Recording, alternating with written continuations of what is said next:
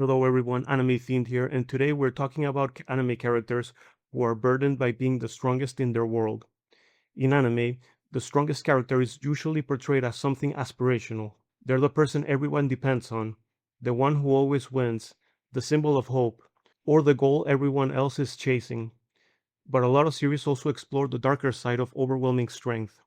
What happens when nobody can challenge you anymore? What happens when your power isolates you from everyone else?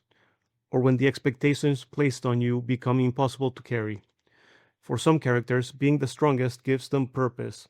For others, it leaves them empty, lonely, or trapped by the very thing that makes them special. So today we're going to look at several anime characters whose greatest burden is the fact that they stand at the very top.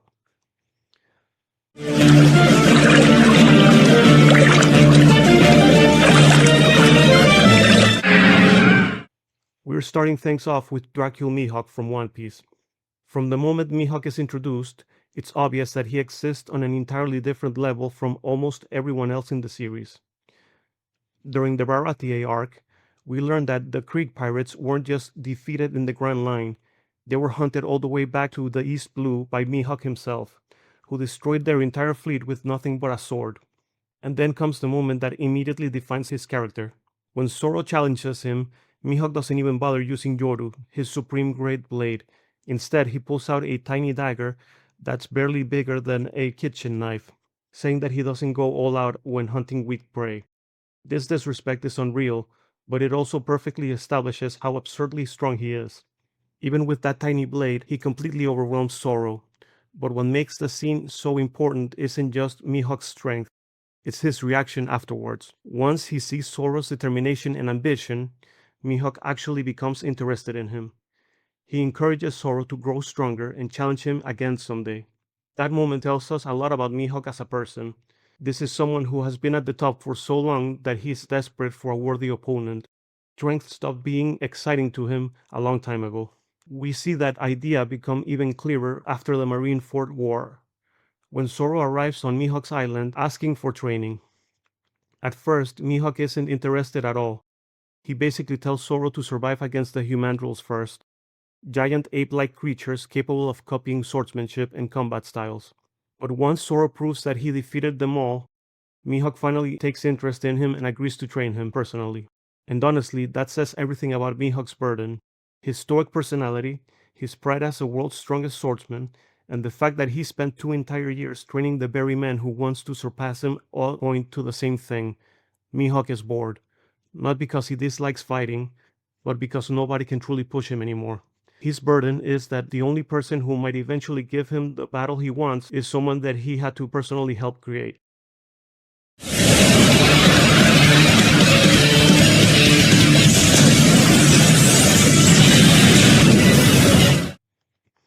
Next up is Saitama from One Punch Man, who might be one of the best examples of this concept in all of anime. What makes Saitama interesting is that he didn't start out as some chosen one or legendary prodigy. He was just an ordinary salaryman living a pretty empty life. But after saving a kid from a crab monster, he wants to become a hero. Then he goes through his now infamous training routine and somehow becomes overwhelmingly powerful. At first, that sounds like a dream scenario. In most stories, becoming stronger than expected would be a good thing. But in Saitama's case, his strength reached such a ridiculous level that it completely destroyed his ability to enjoy fighting. Every battle ends the same way, whether it's monsters created by pollution, genetic experiments, alien invaders, or members of the Monster Association. Saitama can end almost any fight instantly if he actually tries. Even when enemies are hyped up as world-ending threats, the audience already knows what's going to happen. One punch. And that's exactly where his burden comes from. Saitama isn't obsessed with battle in the same way characters like Goku are, but he still wants something meaningful from fighting. He wants excitement, he wants tension, he wants the feeling that the effort actually matters. But because nobody can challenge him, he's left emotionally disconnected from the very thing he worked so hard to achieve. Ironically, Saitama reached the pinnacle of strength only to discover that being unbeatable feels empty.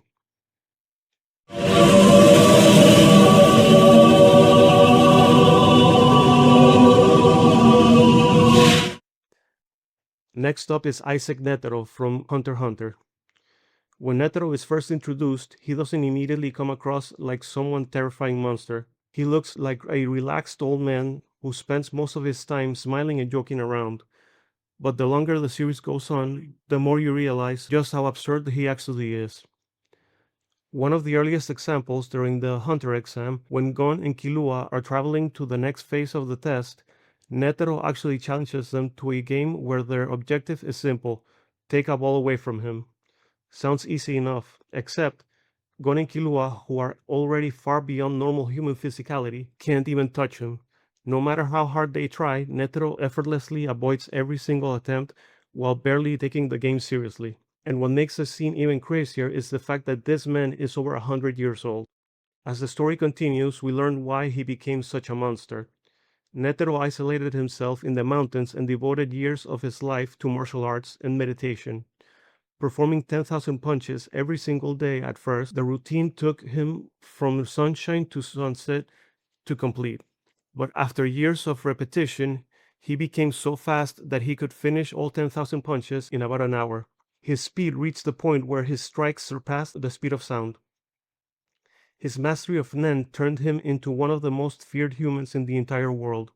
He's even one of the very few people who traveled to the Dark Continent and returned alive, a place so dangerous that almost nobody survives it. But unlike some of the characters on this list, Netero's burden feels practically self-inflicted. During the Chimera Ant arc, even though he has access to countless skilled hunters, Netero personally chose to confront the strongest enemy himself, Meruem. Part of that decision comes from responsibility, but another part of it feels almost selfish. For the first time in years, Netero finally found someone who could truly challenge him. That's what makes his fight with Meruem so fascinating.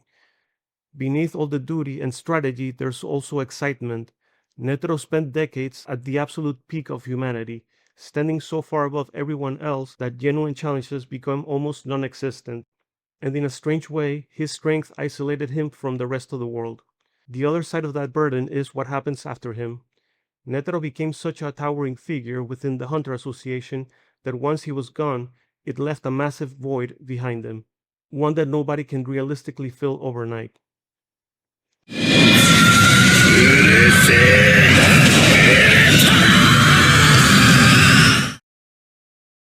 Next up is All Might from My Hero Academia. From the moment All Might appears, the series makes one thing crystal clear: he's different from everyone else. He isn't just the number one hero because he's popular, he's the number one hero because his power completely dwarfs almost everyone around him. Even before inheriting All for One from Nana Shimura, All Might already possessed the mindset of a true hero, which is exactly why he was chosen in the first place.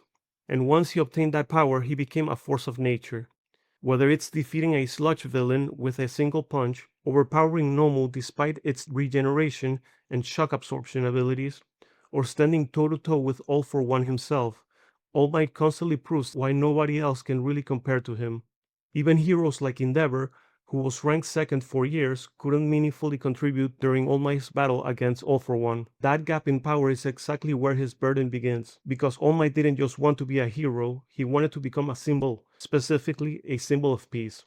On paper, that sounds admirable, and in many ways it was. His existence alone lowered crime rates and gave people a sense of security. But by placing himself at the center of society's hope, he also turned himself into the center of society's expectations. People expected All Might to solve everything. If villains attacked, people waited for All Might. If a disaster happened, people looked for All Might. Even when situations had absolutely nothing to do with him, many people still blamed him whenever things went wrong, simply because he represented safety itself. That level of pressure would crush almost anyone, and the best example of this is probably Tomura Shigaraki. Even though All Might had nothing to do with Shigaraki's tragic childhood, Shigaraki still viewed him as the embodiment of the society he hated. That's the problem with becoming a symbol. Eventually, people would stop seeing you as a person. To the public, All Might just wasn't a hero anymore, he was an idea, a pillar holding society together. And the terrifying part is that once that pillar started to crack, the entire world around him began to crumble with it. 6 circle.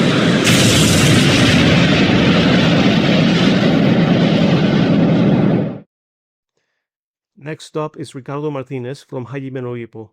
Ricardo is introduced long before we see him fight, and even then the series treats him almost like a mythical figure.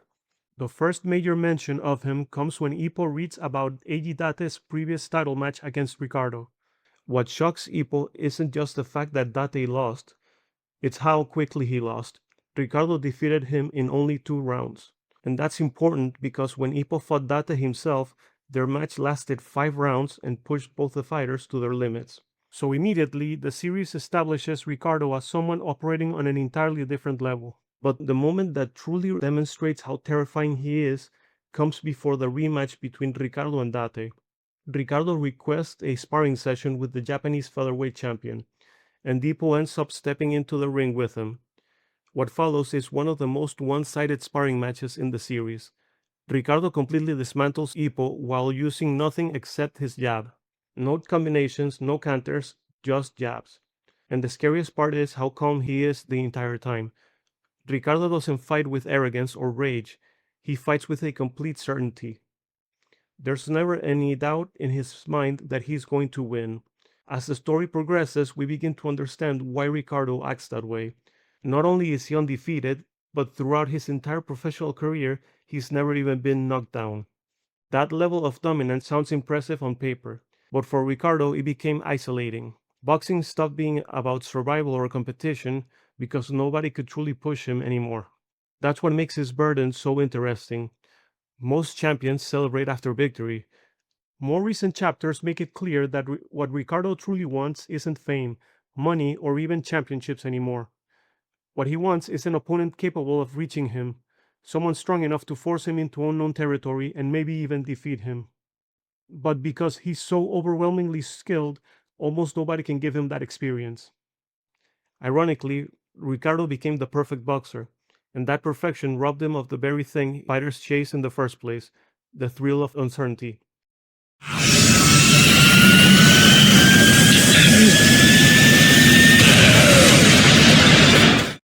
Next up is another character from Hajime no Ippo, Mamoru Takamura.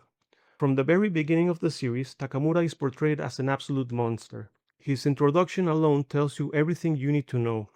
When he saves Ippo from a group of bullies, he effortlessly dodges all their punches while casually removing the buttons from their uniforms without them even realizing it. It's ridiculous, over the top, and perfectly fits his character. Throughout the story, Takamura repeatedly proves that he's on a completely different level from almost every other boxer around him. Whether it's defeating Morris West while only using his non-dominant hand, destroying multiple former opponents of Ippo in a bar fight, or adapting to bizarre and dangerous fighting styles mid-match, Takamura always finds a way to win. And what makes him even scarier is the fact that he often succeeds despite terrible circumstances. Sometimes he barely has proper sparring partners. Sometimes he's forced to fight world-class opponents while dealing with brutal weight control. Sometimes he walks into fights against Olympic-level athletes with styles he's never encountered before. Doesn't matter, he still wins. That overwhelming talent is exactly where his burden comes from. Takamura is arguably the most gifted boxer Japan has ever produced, but because of that, people hold him to a completely different standard. Every outrageous thing he says or does gets magnified because everyone knows how influential he is. And considering Takamura has the personality of a complete menace, that creates a lot of problems. Reporters criticize him, other boxers resent him, and even his own coaches get frustrated with him because they worry younger fighters might imitate his behavior. He constantly creates chaos everywhere he goes. But underneath all the comedy and arrogance, there's also immense pressure. Takamura publicly declared that he wants to conquer 6 weight classes and become champion in all of them. A goal so absurd, most people would consider it impossible. But because he's Takamura, people actually expect him to pull it off. That's the burden of being exceptional. Once people see you as something capable of anything, failure stops feeling like an option, and for Takamura, every victory only increases the expectations placed on him even more so. Need a hand? Next up is Satoru Gojo from Jujutsu Kaisen. In the modern era of Jujutsu society, Gojo is essentially untouchable. The series makes this clear almost immediately. When Yuji asks him how he would fare against Ryumon Sukuna, the king of curses himself, Gojo responds that he would win. And the crazy part is that after everything we see from him later in the story, that confidence doesn't even sound arrogant anymore. It sounds factual. What separates Gojo from everyone else is the fact that he possesses both the limitless technique and the six eyes, a combination so rare and overpowered that it fundamentally places him above the rest of the Jujutsu world. Those abilities allow him to manipulate space itself. One of the best examples is his fight against Jogo.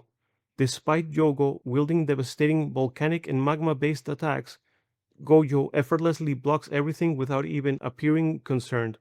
Halfway through his fight, he literally leaves the battlefield, picks up Yuji from Jujutsu High, and brings him back just so he could watch as a lesson. That's how little danger Gojo feels he's in. But despite all his confidence and power, Gojo's strength comes with a massive emotional cost. Most people in the series don't really see him as a person. They see him as a weapon, a safety net, the strongest sorcerer alive. Even the way people talk about him reflects that. Many characters refer to him less as Satoru Gojo and more as the Six Eyes user, almost like his identity is secondary to the ability he inherited. And because he stands so far above everyone else, genuine connections become difficult. Very few people can truly understand him, relate to him, or even stand beside him as equals. His overwhelming power isolates him from the rest of society, even from his allies. That isolation becomes even more obvious during the hidden inventory arc after his battle with Toji Fushiguro, when Gojo declares, "Throughout heaven and earth, I alone am the honored one." It's an iconic line, but it also says a lot about his mindset. Gojo exists at such an absurd level of strength that he's essentially alone at the top. And while many people envy power like this, Jujutsu Kaisen constantly suggests that being the strongest has left Gojo emotionally detached from the rest of the world.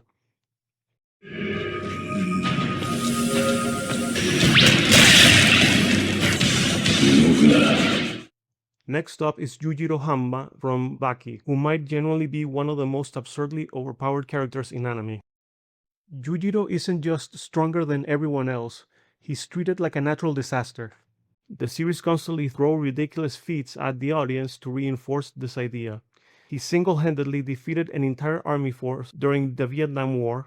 At one point, he calls ahead and warns security that someone is going to kidnap the President of the United States, then proceeds to bypass all of their reinforced defenses and do exactly that anyway. Nobody can stop him, and because of that overwhelming strength, Yujiro became obsessed with finding opponents capable of entertaining him. He fights gigantic animals like the Jasha ape and the massive elephant in Africa because ordinary humans simply aren't enough anymore. But the clearest example of his obsession is his relationship with his sons, Jack Hanma and Baki Hanma. Both of them were essentially born with the expectation that they might someday become worthy challengers for him. That's an insane thing to think about. Yujiro's burden comes from the fact that almost nobody in the world can genuinely challenge him. Even amongst elite martial artists, monsters, or genetically gifted fighters, he still stands far above everyone else. And the series repeatedly shows how disappointed he is by that reality. One of the best examples comes when Yujiro comments on how strong Jack has become, only to dismiss him by saying that the Hanma blood runs thin in him. In Yujiro's eyes, even his own son still isn't enough.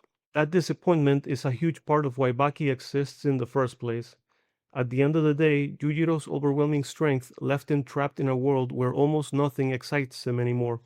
Violence becomes normal, victory becomes guaranteed, and when someone reaches the point where even domination becomes boring, all that's left is the endless search for something or someone capable of making them feel alive.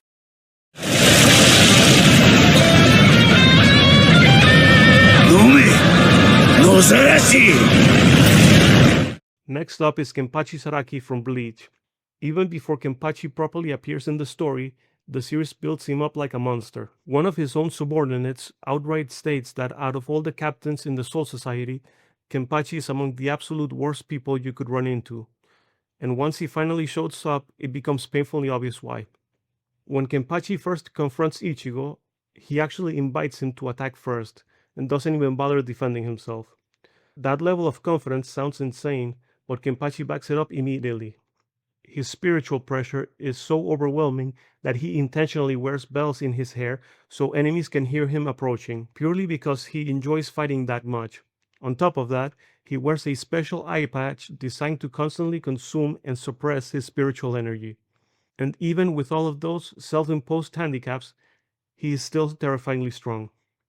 What makes Kenpachi even more impressive is the fact that he became a captain by killing the previous holder of the title in direct combat, the only legitimate way to inherit the name Kenpachi. And for most of the series, he accomplished all of this without even properly communicating with the Sanpakuto. That's absurd considering how important a Sanpakuto is to a Soul Reaper's power.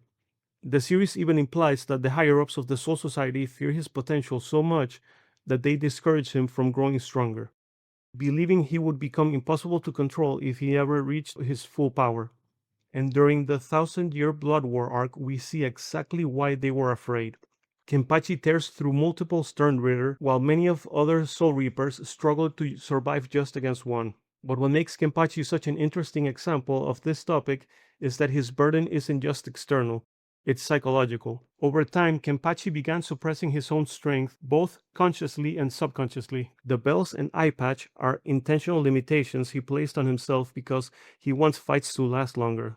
But the deeper issue goes back to his childhood encounter with Retsu Unohana, the original Kenpachi. After fighting someone who could finally match him, young Kenpachi unconsciously started limiting his own power because part of him feared ending the fight too quickly. That's honestly kind of tragic. Kenpachi loves combat more than almost anything else, but his strength became so overwhelming that even he started to restrict himself just to preserve the excitement of battle. His burden is that if he truly lets loose, most fights end too quickly to satisfy him.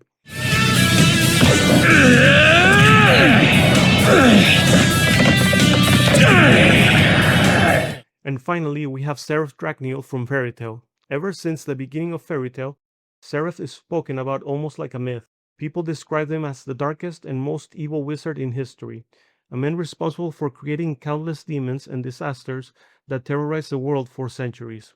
On the surface, that sounds like a typical Dark Lord, but the deeper the series explores his story, the more tragic it becomes. Long before he became feared as the Black Wizard, Zeref was simply a brilliant young mage living an incredibly violent era.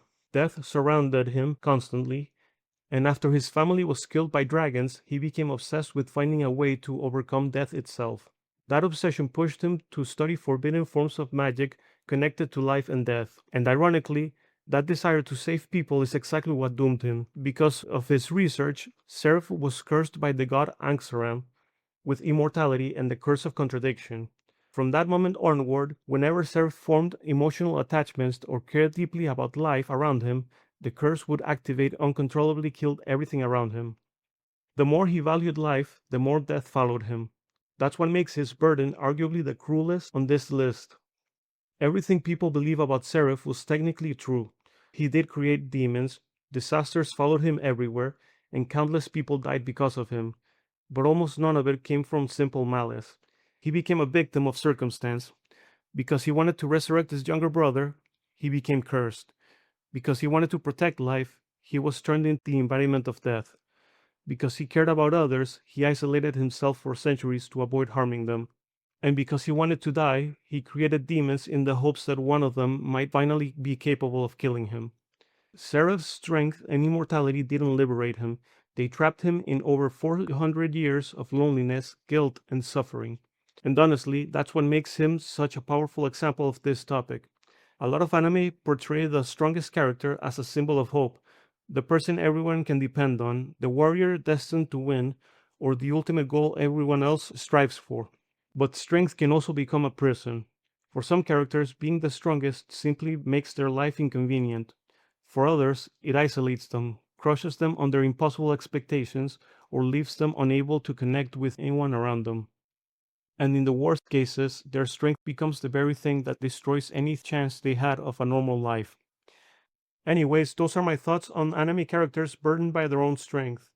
If you enjoyed the video, make sure to like and subscribe, and let me know down in the comment section which character you think belongs in this list.